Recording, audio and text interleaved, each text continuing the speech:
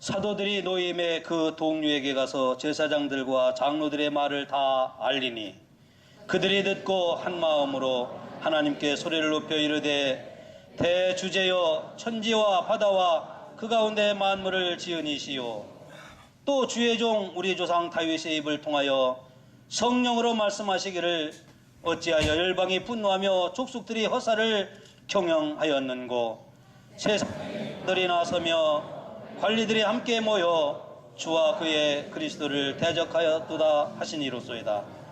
과연 헤롯과 본디오 필라도는 이방인과 이스라엘 백성과 합세하여 하나님께서 기름 부으신 거룩한 종 예수를 거슬러 하나님의 권능과 뜻대로 이루려고 예정하신 그것을 행하려고 이 성에 모였나이다.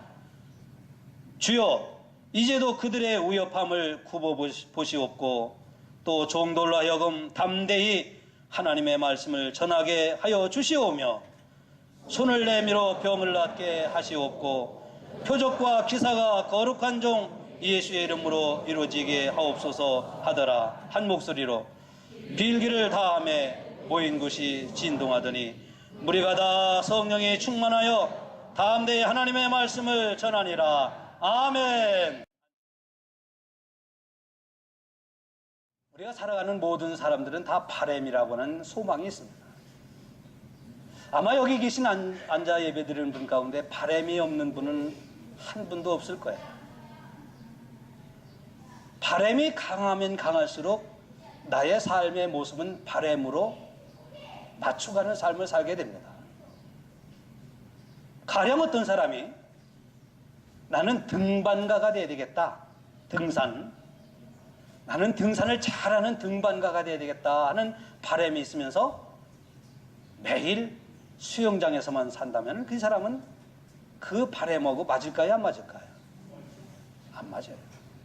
반대로 어떤 사람이 나는 수영 좀 잘하는 사람이 돼야 되겠다. 수영을 배웠고 수영을 잘해야 되겠다 생각하며 하는 그래서 수영을 잘하는 길을 바라는 바람이 있으면서 이 사람은 맨날 산을 탄다. 그러면 그 바람하고는 맞질 않아요. 공부를 잘하기를 바라면은 공부 잘하는 바람에 맞춰서 열심히 노력해야 돼요. 마찬가지로요. 오늘 우리 그리스도인들이 특별히 여러분들은 다 기도의 제목이 있습니다. 기도의 제목이 있다고 하는 것은 무엇을 의미하느냐 하면 내가 그 기도하는 제목을 가지고 기도할 뿐만 아니라 기도하는 삶을 살아갈 뿐만 아니라 내 생활도 기도의 제목과 같이 살아가겠습니다 라고 하는 게 기도의 제목인 거예요. 내가 돈 벌기를 바라는 바람이 있으면서 게을러 빠진다든가 진실하지 못하든가 열심히 살지 못하면 이 사람은 아무리 기도의 제목을 놓고 기도해도 그 기도에 하나님이 기사와 표적을 이루어 주시질 않아요. 하나님이 기사와 표적을 이루시는 것은 내가 드리는 그 기도와 내 삶에 맞춰서 살아갈 때 하나님은 오늘 우리의 기도에 기사와 표적을 이루어 주시는 거예요. 여기 이것이 여러분들이 연말에 기도의 제목을 써내신 것들이에요. 저는 이 기도의 제목 여러분들 써내신 것들을 이렇게 쭉 보면서 여러분들을 생각하고 기도할 때마다 이 기도 제목을 놓고 기도합니다. 물론 여기 안 써내신 분들을 위해서도 제가 기도해요. 제가 지난번 신방에 1월 2월 신방하면서 가정마다 기도의 제목을 물어봤고 또 그때 물론 말씀 안 하신 가정이라 할지라도 이 가정은 정말 이런 문제가 있고 이런 것을 위해서 기도해야 되겠구나 성령께서 인도하시는 기도의 제목을 가지고 물론 저는 여러분들을 위해서 기도를 합니다. 이것은 여러분들이 담임 목사가 여러분들을 위해서 기도만 해달라고 써내신 것은 아닐 거예요. 여러분 자신도 이 기도의 제목을 놓고 기도할 뿐만 아니라 나는 그 기도의 제목대로 살아가겠습니다 라고 하는 의미에서 이 기도 제목을 써내신 거예요. 그럴 때 하나님은 기도의 역사를 일으켜 주시는 거예요. 아까 말씀드린 것처럼 수영을 잘하겠다고 하는 사람이 맨날 산만 타고 등산이나 하는 사람은 수영 잘할 수 있을까요? 못할까요? 못해요, 이런 사람은. 그래서 오늘 우리의 기도의 제목을 놓고 기도한다고 하는 것은 바로 내가 그 기도와 같은 삶의 모습으로 변해 가야 한다고 하는 거예요.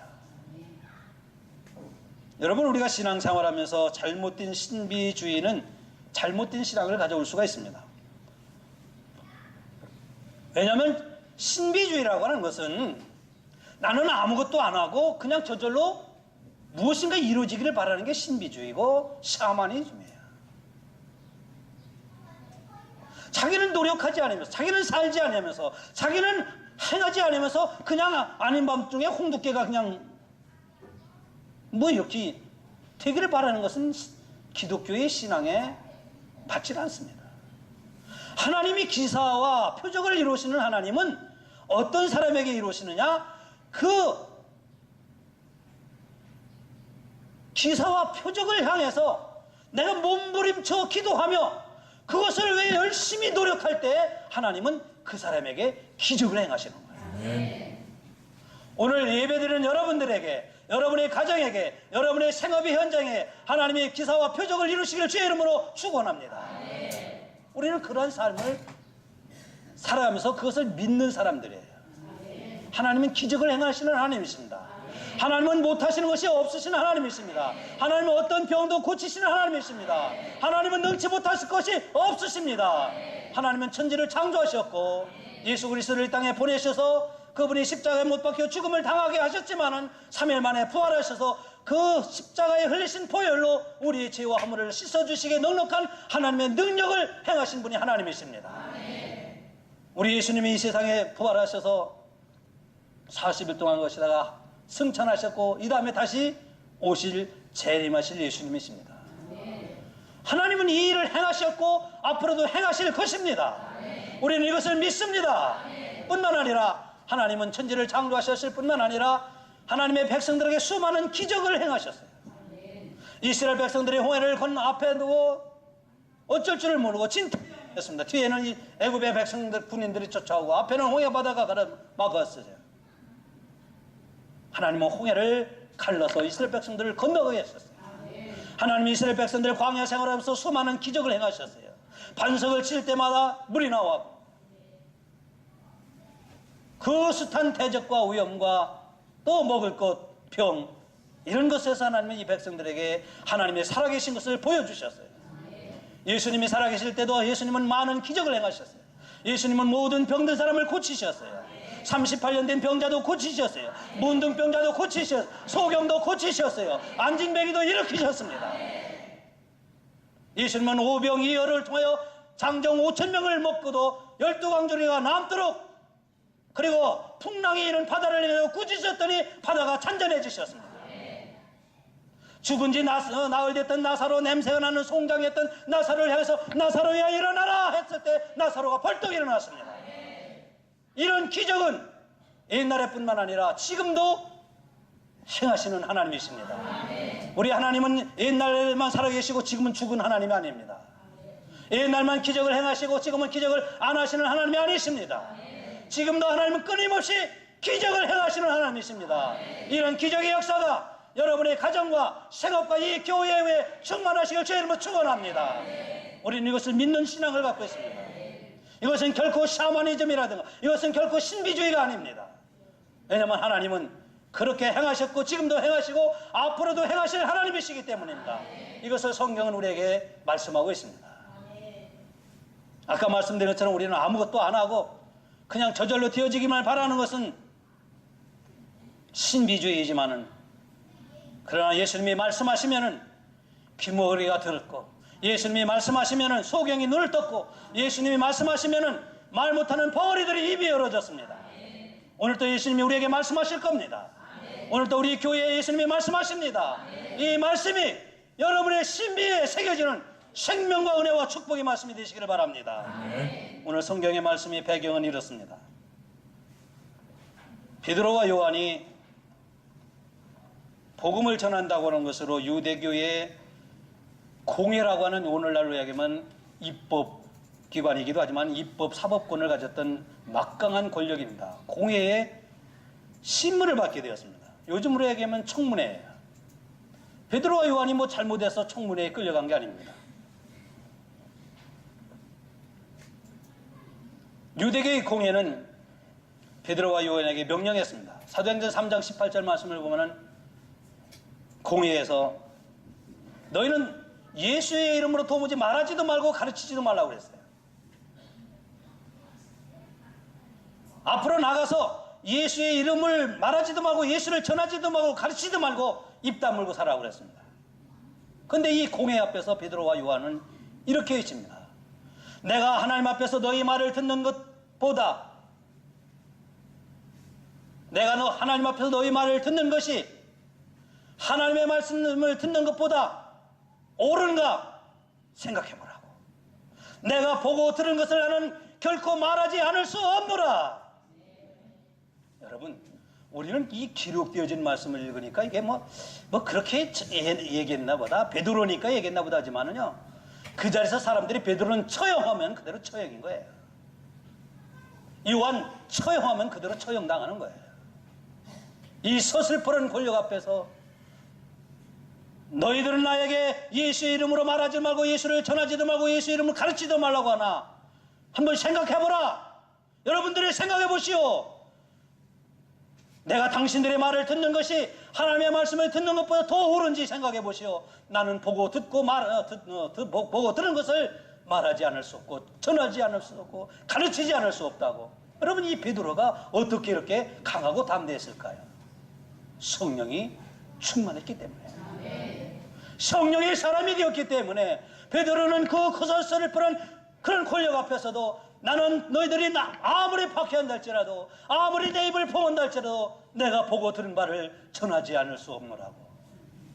그래서 오늘 23절에 말씀을 보면 이렇게 말씀을 하죠. 사도들이 노임에, 공회에서 노였다는 얘기예요. 사도들이 노임에 그 동료에게 가서 제사장들과 장로들의 말을 다 알렸다. 뭘 알렸다고 하냐면은, 사도들이 노여갖고 무슨 얘기를 알렸냐고 하면은, 공회라고 하는 유대교 공회가 복음 전하지 말라, 전도하지 말라, 예수 얘기 꺼내지도 말라. 그게 뭐 얘기예요? 핍박이 임했다 얘기입니다. 박해가 시작됐다 얘기예요.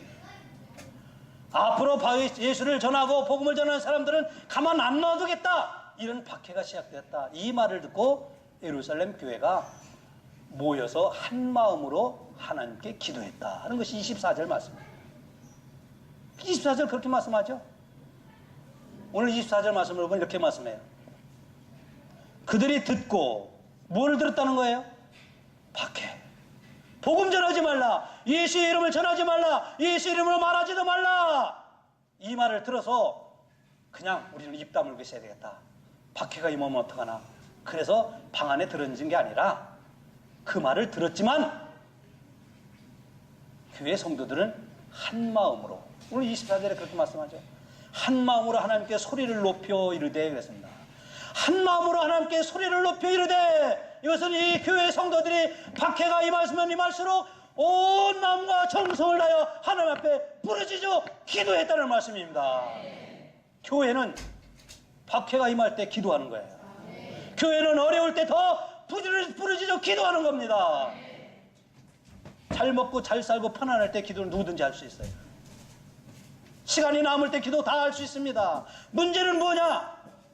아무도 기도하지 못한다고 생각할 때, 아무도 하나님 앞에 나올 수 없다고 생각할 때, 그때 하나님 앞에 부르짖어 기도하는 믿음이 하나님의 표적과 기사를 일으키는 믿음인 것입니다. 그래서 이들이 두 가지를 놓고 기도했습니다. 하나님, 우리에게 복음을 담대하게 전하게 없어서, 종들로 인하여 복음을 더 담대하게 전하게 없어서, 그리고 하나님께서 병 고친 은사를 주셔서 병에 걸린 사람들이 낫게 해달라고요. 두 가지 기도했는데 하나님의 응답은 31절이 뭡니까? 그들이 모두 다 성령이 충만했다고 그랬습니다. 여러분, 아니 복음을 담대하게 전하게 해달라는데 왜 성령을 주셔서 하나님 이렇게 응답하시고, 아니 병 낫게 해달라고 주의 손을 펴서 병 낫게 해달라는데 왜 성령을 주십니까? 응답은 31절에 성령을 주셨다. 왜냐면요, 성령 받아야, 성령이 충만해야 복음을 전할 수 있기 때문에, 성령이 사람 되어야 예수 믿으라고 전할 수 있기 때문이에요. 성령이 내 안에 역사해야 당신도 예수 믿고 구원받고 우리 영도 중앙교회 나와서 신앙생활하자고 전할 수 있는 거예요. 내 안에 성령이 임하지 아니하고 성령이 역사하지 않으면 오늘 우리가 신앙생활 아무리 오래 해도 예수 믿으라 소리 한마디도 못하고 다녀요. 왜 그런지 아세요? 그 사람이 나쁜 사람이어서 그런 게 아니에요. 내 안에 성령이 역사하지 않아서 그래요. 그러나 내 안에 성령이 역사하면 당신도 예수 믿어야 합니다. 당신도 예수 믿고 구원받아야 됩니다. 당신 지옥 가지 말고 천국 가야 합니다. 우리 영도 중학교 나와야 합니다. 전할 수 있어요? 못 전해요? 왜 대답 안 하세요? 전할 수 있어요? 못 전해요? 성령 받으면 전해요. 그래서 하나님이 이 기도에 응답하셔서 성령을 주신 거예요. 병 낫게 해달라고 기도했는데 왜 하나님이 성령 주신지 아세요? 성령의 불이 임하면 어떠한 병도 남는 역사가 일어나기 때문입니다. 그래서 오늘 우리가 설교 끝나면 우리 최규란 권사님을 해서 우리가 통성으로 기도할 거예요. 성령이 임하면 어떠한 병도 고침을 받습니다. 성령의 불은 우리 몸에 있는 어떠한 불편한 것도 다 태우시는 능력입니다. 이것이 하나님의 역사이십니다. 우리 이것을 믿고 기도합니다. 우리가 함께 기도할 거예요. 여러분, 저는 우리 영도 중앙교회가 한 마음으로 기도하고 성령이 충만한 교회가 되기를 간절히 바라고 있습니다. 이것은 한 목사의, 이석조 목사라고 하는 한 목사의 바람이라기보다는 하나님의 바람입니다. 오늘 우리의 바람입니다. 우리 영도 중앙교회가 성령이 충만하기 위해서 한 마음으로 기도하는 교회가 되어야 될 줄 압니다. 저는 우리 하나님께서 우리가 한 마음으로 기도하면 기사와 표적을 우리 교회에도 반드시 이루어 주실 줄로 믿습니다. 여러분도 그런 믿음을 가지시기 바랍니다. 이 믿음으로 기도합시다. 하나님의 역사가 일어납니다. 우리가 우리의 가정과 교회를 위하여 한 마음으로 기도하면 하나님은 여러분의 가정에 기적과 표적과 기사가 일어나게 해요. 표적과 기사라는 게 뭔지 아세요? 사람으로는 할 수 없는 게 표적과 기사예요. 아무리 사람으로 하려고 해도 안 되는 거. 근데 하나님은 말씀하시면 하고 하나님의 성령이 임하시면 할 수 있고 못하던 것도 하게 하고 안 하던 것도 하나님의 성령이 임하시면 하게 하는 거예요. 이게 표적과 기사인 거예요. 사람이 할 수 있는 것은 표적이 아니에요. 사람이 노력해서 얻을 수 있는 것은 기사가 아니에요.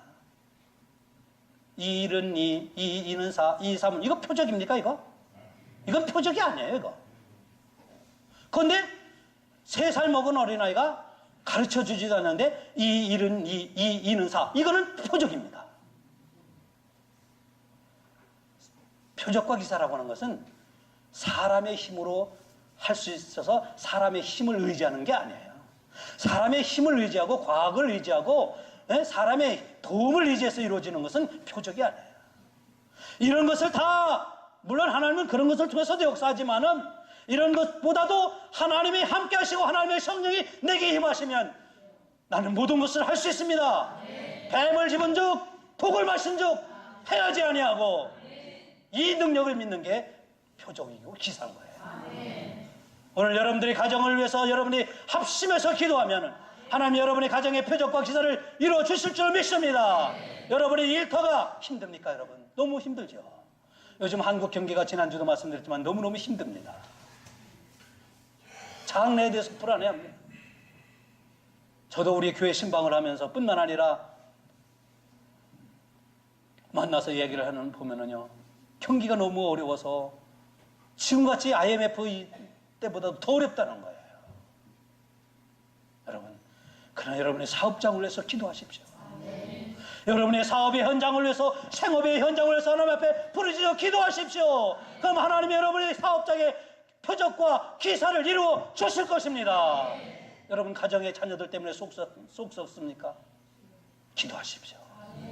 기도하면 여러분의 자녀들 하나님이 축복 가운데 잘 키워주실 겁니다. 여러분의 자녀들이 잘 될 겁니다. 번성할 겁니다. 이것을 믿으십시오. 믿고 기도해야 합니다. 그럼 하나님은 반드시 기사와 표적을 이루어 주십니다. 그런데 하나님은 그냥 공짜로 다 아무에게나 기사와 표적을 이루시는 것은 아니에요. 우리는 하나님의 원리를 알아야 돼요. 하나님의 원리는 그냥 가만히 있어도 그냥 저절로 잘 되게 하시는 하나님이 아니라 표적과 기사가 일어나도록, 이루어지도록 하나님이 행하시도록 하는 사람에게 기사와 표적을 이루시는 게 하나님의 원리예요. 이게 하나님의 법칙인데요. 그 첫 번째 법칙은 뭐냐? 하나님을 기쁘시게 하는 거예요. 하나님을 기쁘시게 하면 하나님은 기사와 표적을 이루셔요. 여러분이 하나님을 기쁘시게 하시기 바랍니다. 히브리서 11장 6절에 믿음이 없이는 하나님을 기쁘시게 할 수 없다고 그랬어요. 시편 37편 3절에 여호와를 기뻐하라 저가 내 마음의 소원을 이루어주시리라 그랬어요. 여러분, 하나님을 기쁘시게 하는 게 뭔지 아세요? 하나님을 기쁘시게 하는 것은 배움을 통해서도 아니고, 내가 돈을 많이 벌었어도 하나님을 기쁘시게 하는 것도 아니고, 내가 이 세상 권력을 잡는다고 해서 하나님을 기쁘게 하는 것도 아니고, 하나님을 기쁘시게 하는 게 뭐냐면은 하나님의 마음에 들게만 기뻐요. 성도 여러분들이 담임 목사를 기쁘게 하는 게 뭔지 아세요? 알려드릴까요? 말까요? 안 알고 싶어? 알고 싶어요? 여러분들이 담임 목사를 기쁘게 하려면 어떻게 하시면 되냐면, 담임 목사 마음에 들면 돼. 담임 목사 마음에 들게 하면. 그러면 저는 여러분들을 볼 때마다 싱글벙글 웃어. 근데 제 마음에 안 들면은 언제쯤일까? 언제쯤일까? 괴로워요. 괴로워. 여러분, 우리가 하나님을 기쁘시게 하는 것은 하나님의 마음에 들게 하는 거예요. 하나님 마음에 드는 것이 뭔지 아세요? 하나님의 마음에 드는 것은요, 하나님이 부르실 때 예 하면은 하나님이 기뻐하죠. 하나님이 오늘 주일날 하나님이 여러분들을 부르셔서 예 하고 여기 오신 거예요. 그러면 하나님이 여러분들을 보고 기뻐하시는 거예요. 하나님이 여러분들을 보고 기뻐하시는데 하나님이 기사와 표적을 이루시지. 근데 하나님이 아무리 불러도, 예배 자리에 불러도 나는 바빠요, 나는 할 일이 많아요, 나는 다른 데 가야 돼요, 나는 낚시 가야 돼요, 나는 골프 가야 돼요. 하나님이 기뻐하시겠어요? 안 기뻐하시겠어요? 안 기뻐요. 하나님이 안 기뻐하시는데, 하나님이 기뻐하지 않는데 기사와 표적이 일어나는, 이건 하나님의 원리가 아니에요. 하나님의 원리는 하나님을 기쁘시게 할 때 일어나요. 오늘 본문 보세요. 베드로와 요한이 공회에 붙잡혀가지고 신문을 받고 나왔어요. 그런데 그게 뭐냐? 그 소리를 들었어요. 아, 이제 핍박이 심해지는구나. 핍박이 있구나. 그렇다고 절망하고 좌절하지 않았어요. 이들이 불평하지 않았어요. 이들이 여기서 하나님을 기쁘시기 위해서 한 마음으로 모여 하나님 앞에 기도하잖아요.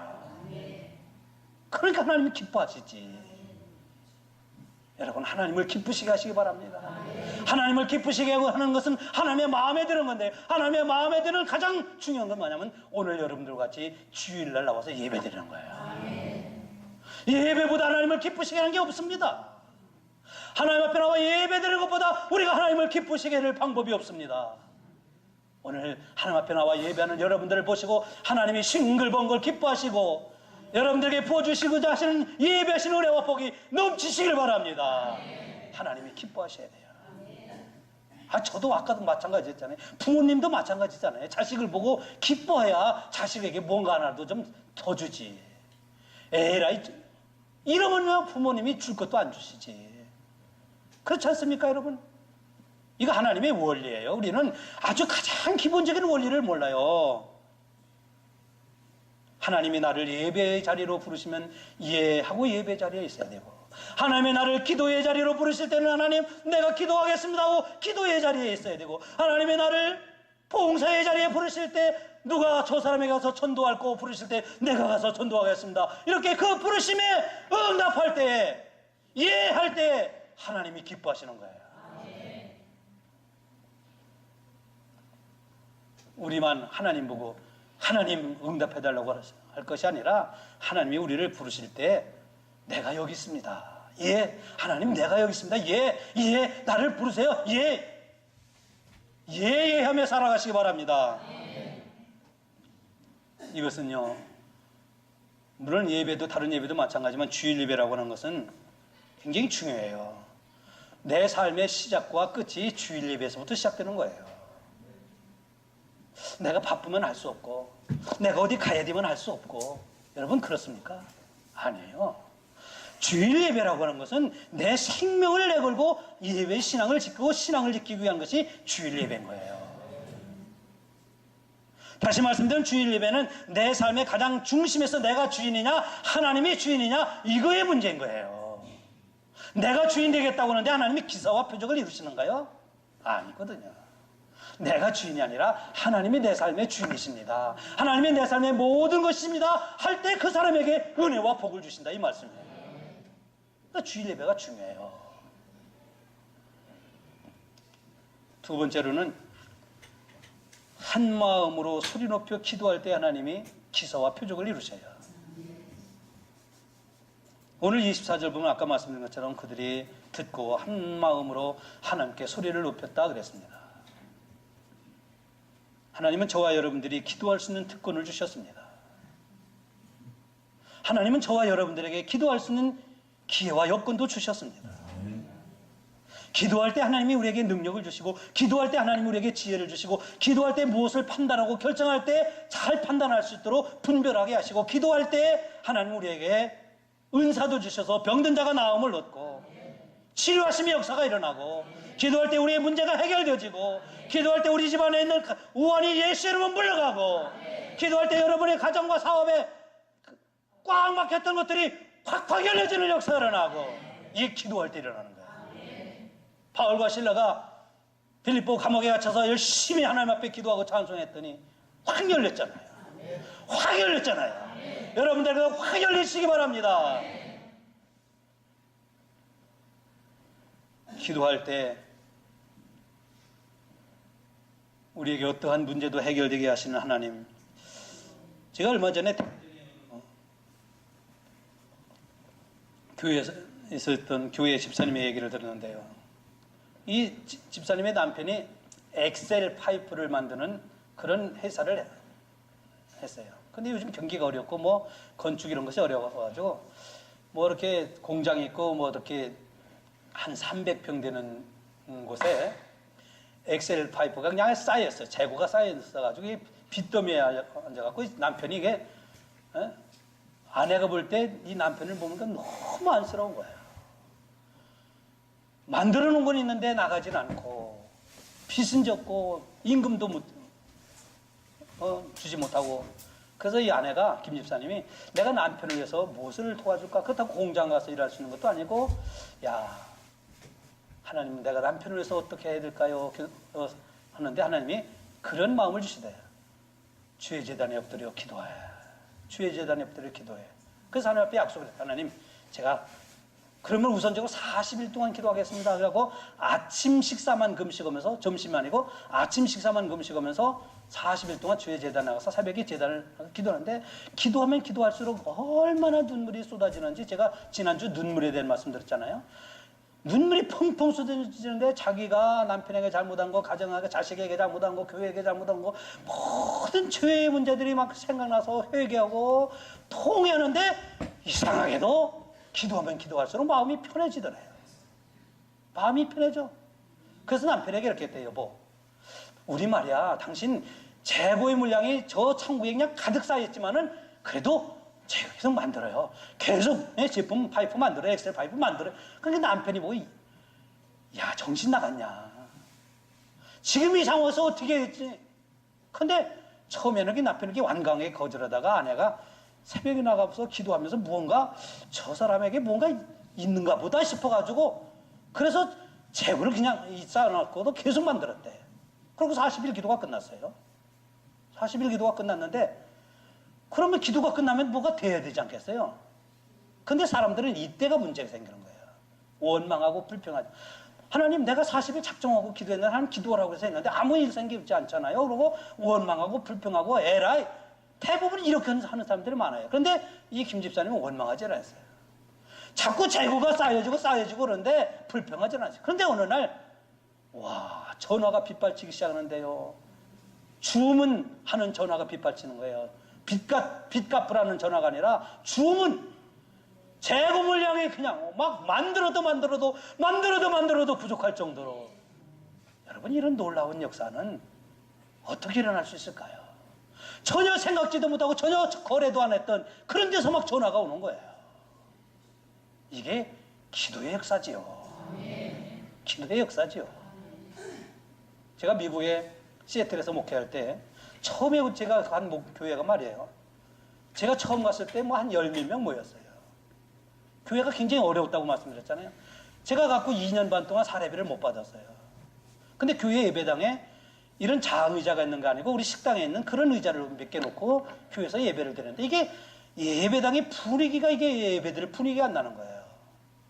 아니, 성도들이 많은 상태에서 식당의 의자 그냥 뭐 접었다 펴는 거 이 의자 몇 개 놓고 예배 드리면 뭐 10몇 명이, 아니 교회인들이 많으면 괜찮은데 몇 명 놓고는 이게 아무리 제가 열성적으로 하려도 이게 예배당의 분위기가 좀 있어야 되는데, 그래서 제가 어느 날 기도하면서 교인들에게 했어요. 여러분, 하나님께서 우리 교회에 의자 바꾸라고 하십니다. 하나님께서 우리 교회에 장의자 주신다고 하십니다. 그러니까 교인들이 눈이 동그래. 아니, 우리 교회가 담임 목사님 사례비도 못 드리는데 무슨 장의자를 받고, 이렇게 생각을 했겠지만 제가 기도합시다. 기도하면 주십니다. 그랬더니 몇 명 안 되는 성도들이 열심히 기도했어요. 열심히 기도했어요. 근데 기도하는데 어느 날 저한테 누군가 전화 왔어요. 목사님, 저 좀 봅시다. 그렇게 갔어요. 만났어요. 근데 그분이 누구냐면 우리 교회 멤버가 아니에요. 캐나다 밴쿠버에 사는 분이에요. 밴쿠버 사는 분이 저한테 찾아오셔서 저에게, 목사님 교회 힘들죠? 교회를 위해서 제가 뭐 하나 해드릴 거 없습니까? 있죠. 했더니 뭔데요? 아, 우리 교회 장의자가 필요한데요. 아니, 장의자가 얼마 드는, 저는 얼마가 드는지도 몰라요. 이게 저는 이 계산 이런 걸 안 해봤거든요. 아마 그러나 제 생각에는 한 13,000불 정도 들 겁니다. 이게 한국 돈으로 한 1,600만 원 정도 돼요. 한 13,000불 될 건데. 그랬더니 그거 제가 다 헌금하겠습니다. 박수도 안 치시네. 남의 교회라고 박수도 안 치세요? 제가 다 헌금하겠습니다. 아니, 그 많은 돈을요, 제가 저희 장례를 위해서 장례, 관사고, 무덤, 장례식 비용을 위해서 틈틈이 모아둔 돈이 한 13,000불 정도 됩니다. 어떻게 이렇게 맞아요? 누가 그분에게 얘기해 준 것도 없어요. 정말 없습니다. 사전에 그분에게 귀띔해 준 것도 없습니다. 그런데 어떻게 이렇게 맞아요? 기도의 역사입니다. 기도하면 하나님이 이루십니다. 기도하면 기사와 표적이 일어납니다. 오늘 우리는 이것을 믿고 기도하자 이거예요. 기도하면 하나님, 나는 못하지만, 나는 할 수 없지만, 나는 우리 가정이 힘들지만, 우리 사업체가 힘들고 우리 교회가 힘들지만 하나님은 이루십니다. 이런 역사가 오늘 또 우리 영도 중앙교회에 일어날 줄로 믿습니다.